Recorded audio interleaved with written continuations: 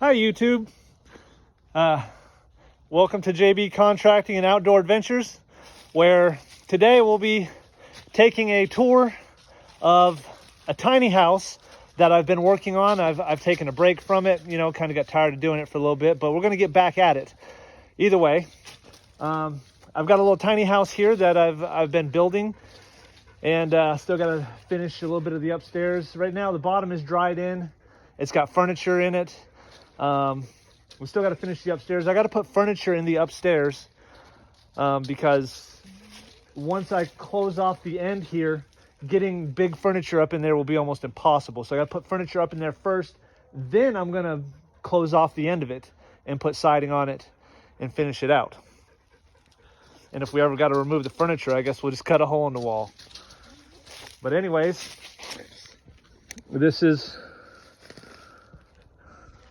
the tiny house.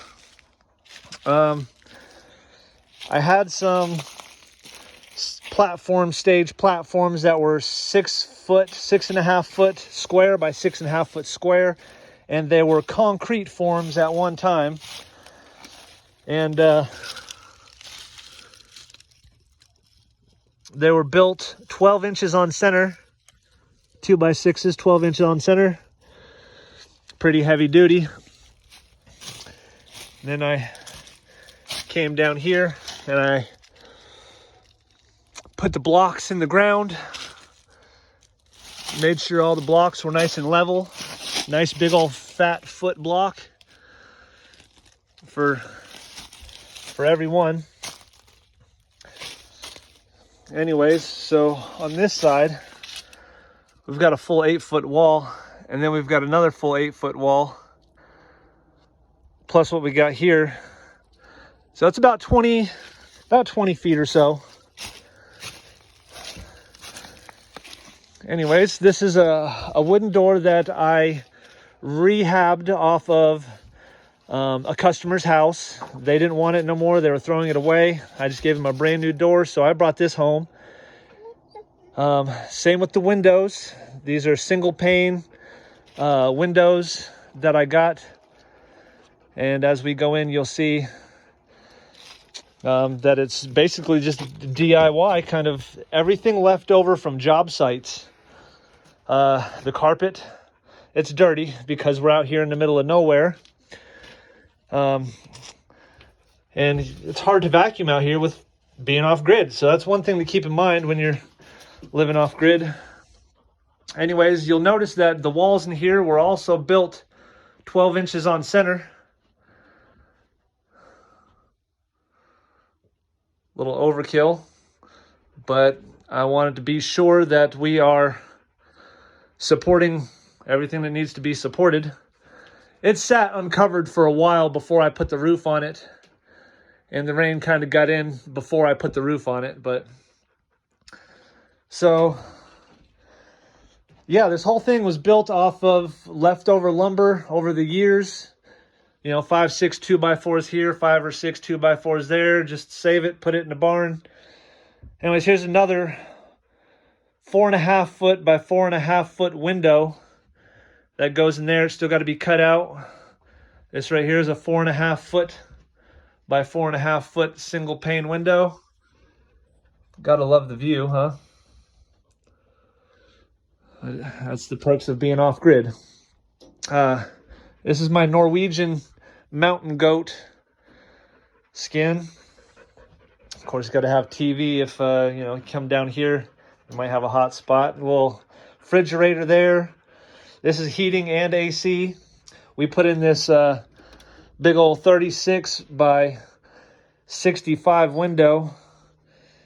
That puppy fits right in there, and it heats and cools this whole place easily.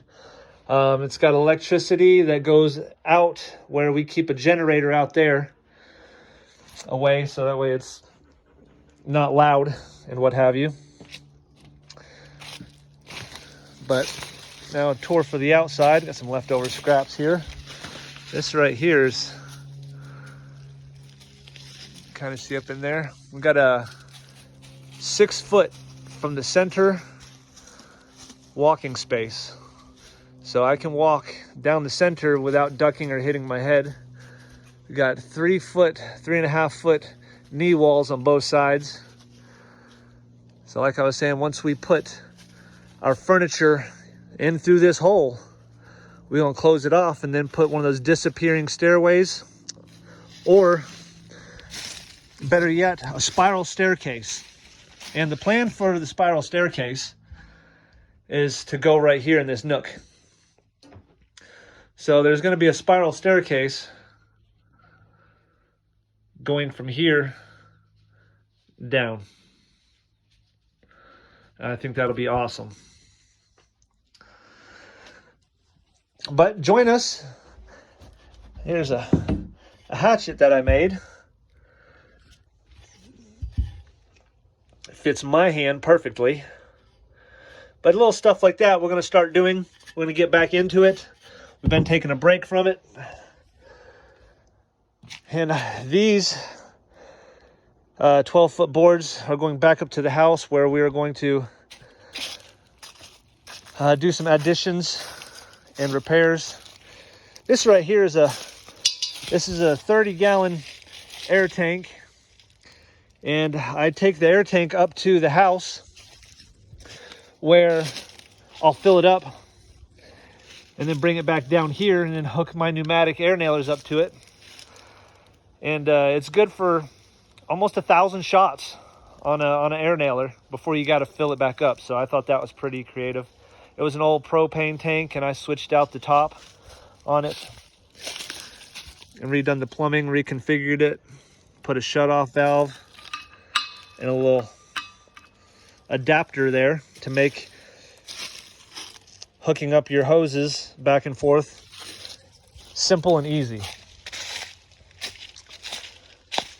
But anyways, we walk down this path and there's a creek down here. Let me know if you want to see the creek. Like, comment, share, and subscribe. Please like, share, and subscribe. And if you want to see the creek, leave a short comment, and we'll walk down to the creek next time.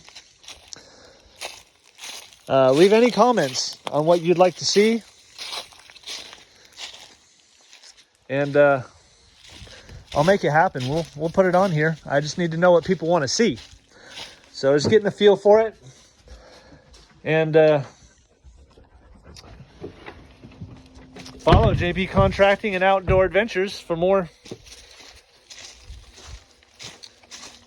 fun. And we're going to start getting into some things, so please do subscribe, and there should be a part 2 coming.